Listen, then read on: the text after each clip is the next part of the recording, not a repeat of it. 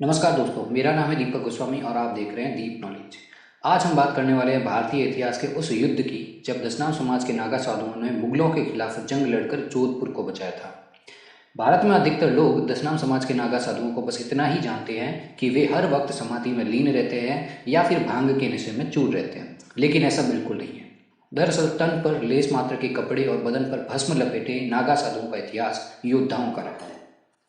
अगर आपको ऐसा लगता है कि हमारे दशनाम संत समाज ने भारत की आज़ादी के लिए कोई युद्ध नहीं लड़ा है, तो आप ये जानकर हैरान रह जाएंगे कि नागा साधुओं के युद्ध में भारत माता की रक्षा के लिए 2000 साधु संत शहीद हो गए थे।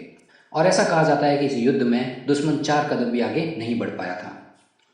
इतिहासकार बताते हैं कि जब मुगल शासक दिल्ली और मथुरा पर आक्रमण करता हुआ गोकुल आया, तब इनका सामना नागा साधुओं से हुआ। नागा साधुओं के एक हाथ में तलवार थी और दूसरे हाथ में धार्मिक किताबें। इस दौरान संतों को धर्म की रक्षा भी करनी थी और देश की भी। उस वक्त अगर अफगान शासक आगे बढ़ जाते तो लाखों हिंदुओं का कत्लेआम हो सकता था। हिंदू मंदिर तोड़ दिए जाते, लेकिन हर नागा साधु ने अपनी बहादुरी का परिचय दिया और मरने से पहले एक एक नागा साधु ने सैकड़ों दुश्मनों को धूल चटा दी थी। कहा जाता है कि जब अहमद शाह अब्दाली दिल्ली और मथुरा पर आक्रमण करता हुआ गोकुल तक आ गया था, उस दौरान उसके सैनिक लोगों का कत्लेआम कर रहे थे और देश के बच्चे बाहर बेचे जा रहे थे। तभी गोकुल में अहमद शाह अब्दाली का सामना हुआ नागा साधुओं से। करीब 5000 साधुओं की सेना कई हजार सैनिकों से लड़ गई थी और सेना का नेतृत्व स्वामी राजेंद्र गिरी गोसाई कर रहे थे। पहले तो अफगान शासक अहमद शाह अब्दाली साधुओं को हल्के में ले रहा था, लेकिन तभी अब्दाली को एहसास हो गया था कि ये साधु अपनी भारत माता के लिए जान तक दे सकते हैं। इस युद्ध में 2000 नागा साधु वीरगति को प्राप्त हुए थे। इस युद्ध की सबसे खास बात यह रही कि दुश्मनों की सेना 4 कदम भी आगे नहीं बढ़ पाई थी। जो जहां था वहीं ढेर कर दिया गया था या फिर पीछे हटकर भाग गया था।